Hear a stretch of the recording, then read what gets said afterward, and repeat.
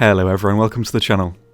So, new video, finally. I was filming for a week and then immediately after we wrapped I got the flu, so I've been out of commission for a fair while, so please forgive my voice and the many audio mistakes there's bound to be in this video. This episode is basically the first half of the finale for Britain. We're going to cover tanks up to 8.7 in this video, and the next video will be covering all the other vehicles. It just made more sense to do it this way, as there's only 2 vehicles in Tier 7, and if I included all of Tier 6 and Tier 7 in one video, it would have been about 50 minutes long, which is a bit too lengthy even for my standards. So the rest will be coming very soon. For now though, let's get into today's vehicles. As always, I really hope you enjoy.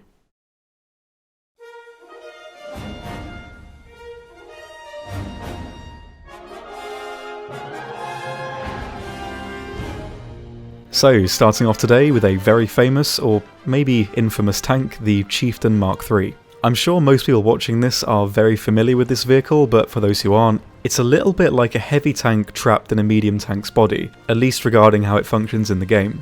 It's equipped with a very potent gun, another 120mm, but it's thankfully not the same gun as the Conqueror. It reloads twice as fast, is much more accurate, and just seems to overall perform much better. It doesn't have quite as much penetration, but the Chieftain's gun performs better against heavy angles, so it's not all bad. Its Hesh round is also fairly potent, as it has a few extra kilograms of TNT equivalent explosive mass, and it also gets a ranging machine gun for the Hesh, but I wouldn't rely on this as it's not really consistent at further ranges, and I would main the Sabo in any case.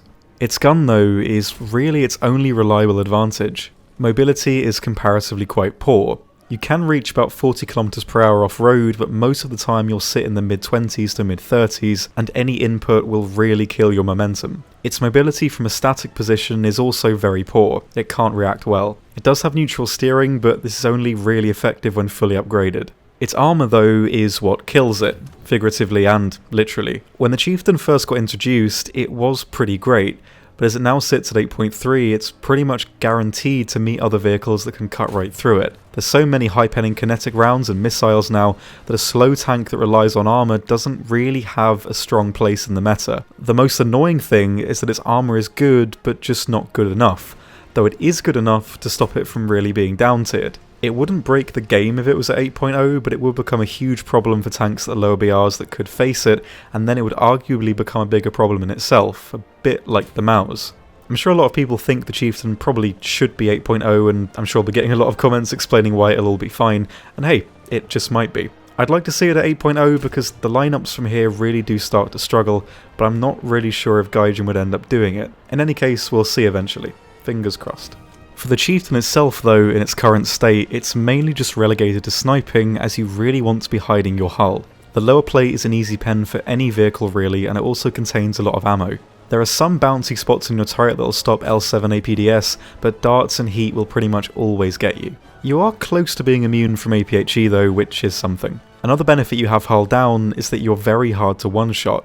One side of the turret contains the loader, and the other side the gunner and commander. So as long as you're not being hit by a round with a narrow cone of damage, you should survive at least one shot. Additionally, most rounds you'll take won't have enough energy left to set off the ammo in the back of the turret, at least in my experience. I'd always aim to hide your hull and try and get as far back from the action as possible, provided there are decent sight lines. You do get a rangefinder, so sniping is fairly effective, and you'll rarely meet any armour you'll struggle with. This is really where the Chief works best, mainly just because it doesn't excel anywhere else. At close range, you just don't really have the reactionary mobility required to brawl with other tanks, and it significantly worsens your armour potential. Certain tanks can't pen you hull down, whereas every tank you'll see realistically can if your lower plate is exposed. So, pros? Good firepower, and good hull down performance. And the cons? Poor mobility, low versatility, and unreliable armour. Verdict? Get it. You have to really. This is one of the strongest conventional tanks you have access to at this BR, but it does require careful play. In 8.3 games it can do really well, especially against Russia, but as you get these games so rarely, its top tier performance doesn't really count for much sadly. From here on, the tree largely rewards a certain passivity to gameplay, so bunker down and pop the kettle on. Next up is the Chieftain Mark 5. This one is basically identical to the previous Chieftain, however it does get an improved engine, making it slightly faster. Well, I say that, you won't really notice the extra top speed, but you will notice slightly better reactionary mobility and acceleration. Overall though, it is a very minimal change, and despite this, it's been placed at 8.7, all the while not really showing any real additional advantage that would warrant that increase. To be honest, I think the only reason it's at this BR is to present artificial progression, but as it's folded with the Chief 3, it doesn't really fill this purpose anyway. It's either this or the fact they don't want another 8.3 vehicle, as there's a lot of them this tier, but in any case, it doesn't deserve its current BR at all. Its playstyle doesn't really change in any way. The extra mobility might let you reach some sniping spots a bit earlier, but that would be it. It's of course objectively better than the Mark III, but there's not really a great deal of incentive to play it at the moment. And I'm not even sure if it's worth dragging all the 8.3 tanks into guaranteed 8.7 games by maining this as a vehicle. Pros and cons are of course the same, and the verdict this time would probably be consider it, only because it'll be a backup to some of the later vehicles just to pad a lineup out with. It's not an amazingly functional vehicle, and sadly all it's really good for is as a backup. You can main a lineup around it, but it doesn't really have heaps of potential. Next up we have the Warrior, the famous British IFV. Interestingly, one of my family members worked on and designed some of the internal ergonomics of the Warrior, which is irrelevant but kinda cool. It's an interesting IFV and it's hard to really rank against its contemporaries. In my opinion, it has one of the best ATGMs but one of the worst guns. Penetration performance of its main gun, the 30mm, is about the same as the Bradley and Type 89, but it fires very slowly and isn't stabilised. So it's not really something to rely on like the other IFVs can. For its ATGM, it gets the Milan and the unlockable Milan 2, which is really good for 8.0. It can penetrate 730mm of armour, which is more than enough, meaning you'll have lots of residual energy left to spray right through the tank and set off ammo racks. For me personally, it's been one of the most reliable ATGMs I've played. Its mobility as well is very good. When spaded, you can comfortably hit 45km/h off-road and the same in reverse too. Its survivability isn't amazing, but it can survive a couple of shots sometimes. It does get an additional armour package, which gives it a block of armour on the front plate to protect the driver, but it doesn't really count for much as it's only chemical protection, and even then it's not really enough to stop most contemporary heat rounds. This package also gives it composite screens on the sides of the vehicle, which makes angling against incoming chemical rounds fairly effective. You also get this special red screen here. What powers does it hold? Even I don't know. Though overall, with just 3 crew, it is reasonably weak, and can hull break too, but it's an IFV, so what do you expect really? It also, as of the last update, gets thermal imaging, which at 8.0 gives you a huge advantage for scanning and spotting tanks. I won't factor this too much into the review, as thermal is in its first iteration in the game, and I imagine it's probably going to change in some way. It's not an overwhelming advantage on the Warrior, but it really does have an impact. As for playstyle, it's quite hard to narrow it down, though I'd limit yourself to mid to close ranges. At long range, your main gun is very inconsistent, and your ATGM becomes a lot easier for enemies to react to. Speaking of your ATGM, it's positioned above the turret and can depress a tiny bit, but if you're point blank, your missile will likely miss what you're fighting unless it's very tall. If you're 20-30 meters away though, you shouldn't have too much trouble. Because you can carry 8 of these missiles, fighting at mid-range does become a decent option.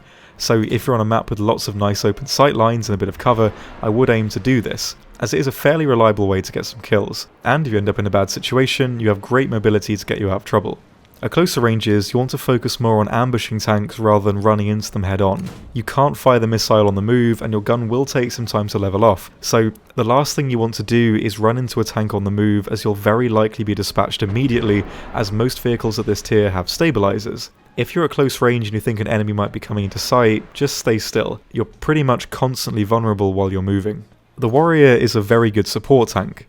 You of course have spotting abilities, and this tied with thermal imaging means you can pick out targets for your team very easily. I'd aim to play the Warrior with the intent of performing the support role. It inherently is a support as it's an IFV/light tank contextually, but with vehicles like the BMP2 and Type 89 you can be a bit more aggressive. The Warrior though can't really do this to the same extent, mainly down to the slow firing unstabilised main gun.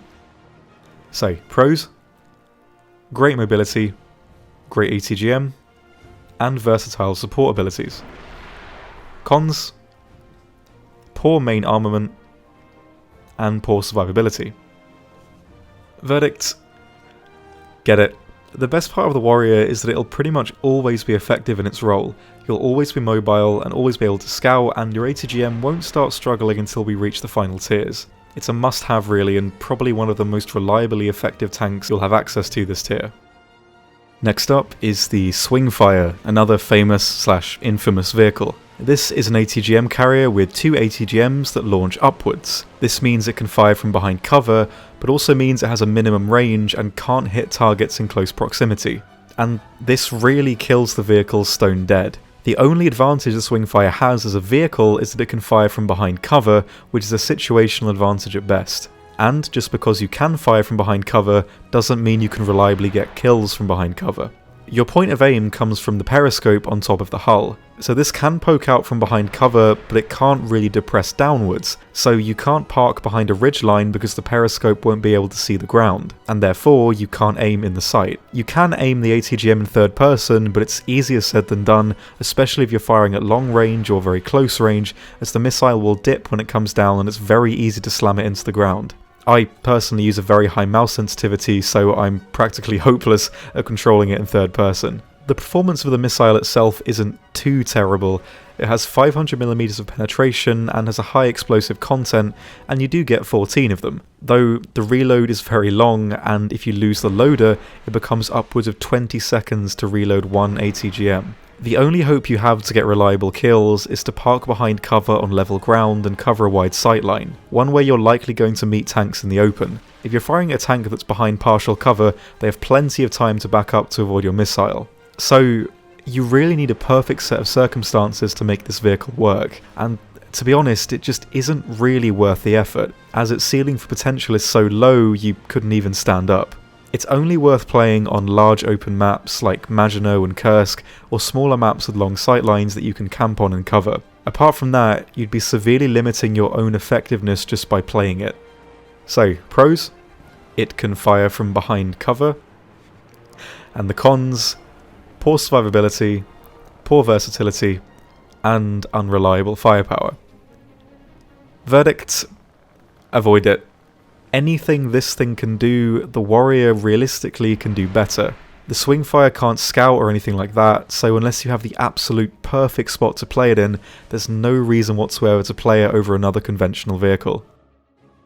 Next up is the Striker, which is a lot like the Swingfire, though it's better in every way. Although that still doesn't really count for much, as it has exactly the same problems and doesn't really offer any solutions. The Striker has 10 ATGMs in total, with 5 in the launchers. It also reloads immediately, so you can fire off every missile one after the other if you like. It's also a lot faster than the Swingfire, and gets thermal vision as well, which is nice. The missiles also behave a bit differently. They're much easier to control, and have loads of potential for taking out planes and helis. Make sure you watch Peacock's video on the Striker if you haven't already.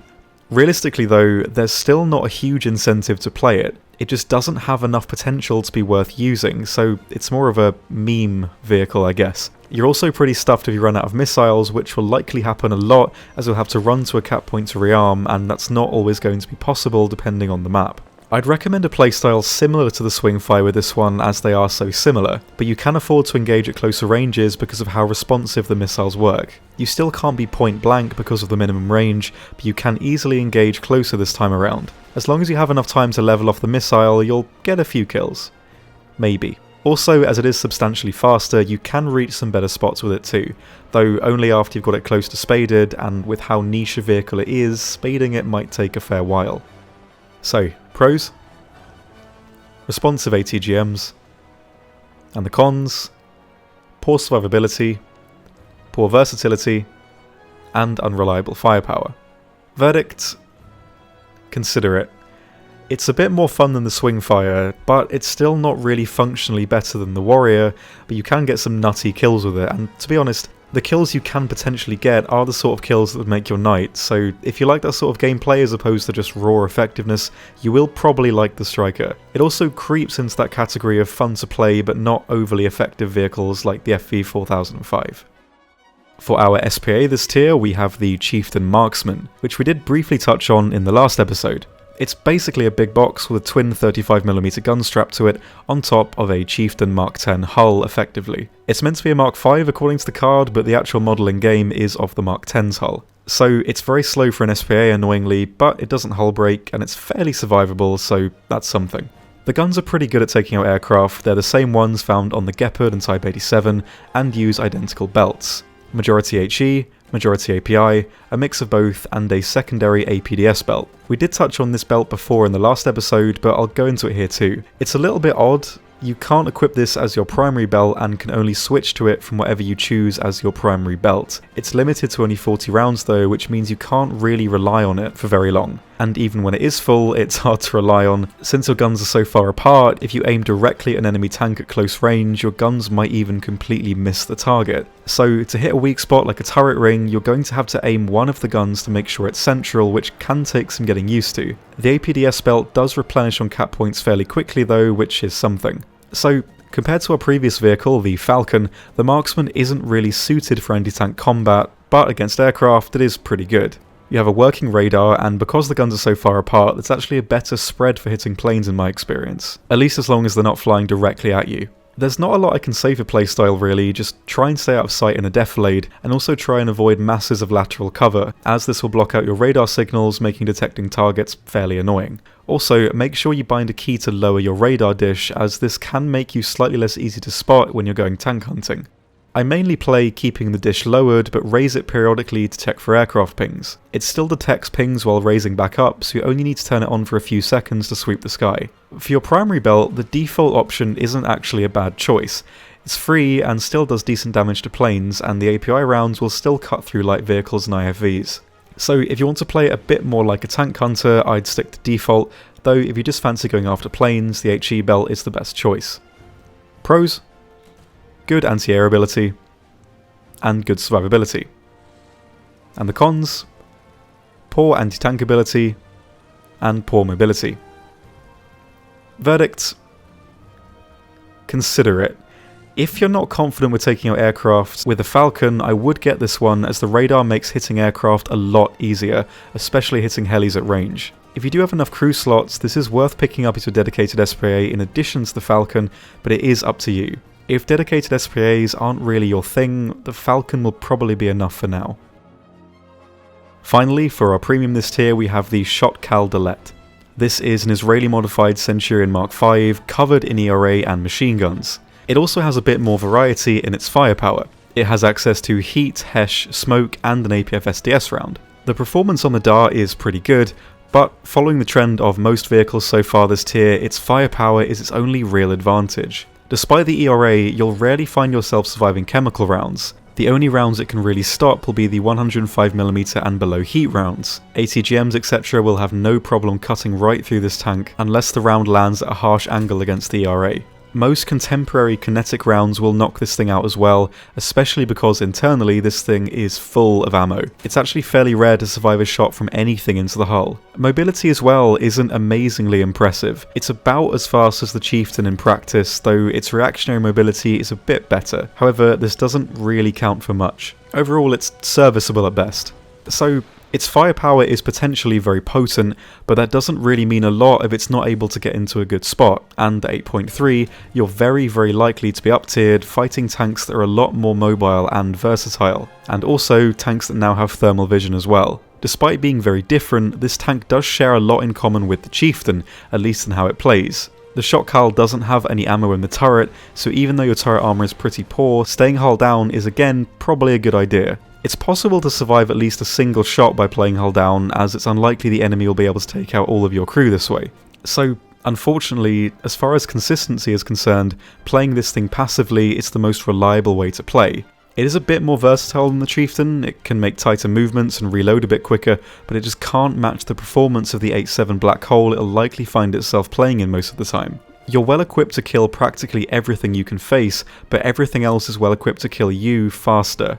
I'd say playing this thing like a Chieftain will probably be the most consistent way to get RP, but it does have a bit more potential to be aggressive with the extra mobility and faster reload. It's priced at basically €60, which is the same price as tanks like the AMX-30 Super, OF-40 MTCA, XM1 etc, and the only advantage it has against them is that it's at a lower BR, but it rarely even sees this bracket. I'm going to say it isn't worth it.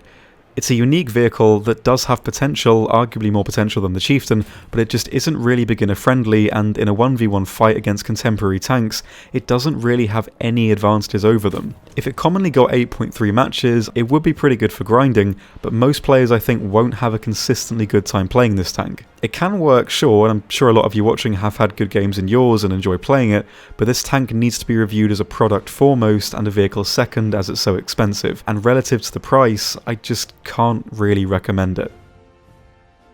So next up are our aircraft, and this time around we have a decent selection to choose from. First off, we have the Seahawk. This is a slow but manoeuvrable jet, capable of sporting a very impressive loadout. Primarily, it can carry 16 RP3s or 4 500-pound bombs, which is pretty good. It isn't very fast and it's fairly sluggish when you're laden and without upgrades, but as long as there's not a lot of competition in the sky, it will perform very well. As for a jet, it has pretty good low speed performance for looping and diving on tanks, and it's pretty easy to spade too. It's got really cheap module costs, so it'll definitely be one for you to consider. Next up is a very new addition, the Swift F1. This can carry 2 1,000-pound bombs or 16 RP3s like the Seahawk. The Swift is very quick and armed with 2 30mm Aidens, which are very effective at taking out aircraft, especially as we'll likely be fighting the slower attack aircraft in the combined theatre. The rockets are still effective, but they're placed fairly wide out on the wing, which can make aiming them a little bit difficult. But the speed and firepower the Swift offers does make up for this somewhat. It's not as manoeuvrable as the Seahawk and doesn't work as well at lower speeds, but it's still a good alternate playstyle and has a lot of potential. Lastly today is the Venom. It's at 8.7, which means it's only really viable in a higher tier lineup, but it's a perfect middle ground between your other options. For ease of explaining, it's a lot like a much faster Vampire. It's quick, very manoeuvrable, and can carry 8 RP3s as well as 2 500-pound bombs. Again, like the Vampire, the RP3s are very easy to aim as they're mounted very central. It has great low speed performance and retains speed very well. So even though you don't have a huge amount of payload options, the flight performance itself definitely makes it worth playing. Its repair cost is also fairly cheap when compared to the Seahawk and the Swift, which is definitely something to consider as the higher tiers are filled with radar AA. So there we are guys, that's everything for today. On screen now are what I think are the best lineups you could make so far in tier 6. There probably were a couple more planes I could have added, like the Meteor and the Reaper, but to be honest I think the Seahawk really just outshines the Meteor, especially the Reaper, as it's crazy expensive and you basically get the same thing for free in the tech tree, but even better. So yeah, hope you enjoyed. Hopefully the next video shouldn't take too long as I'm already halfway there.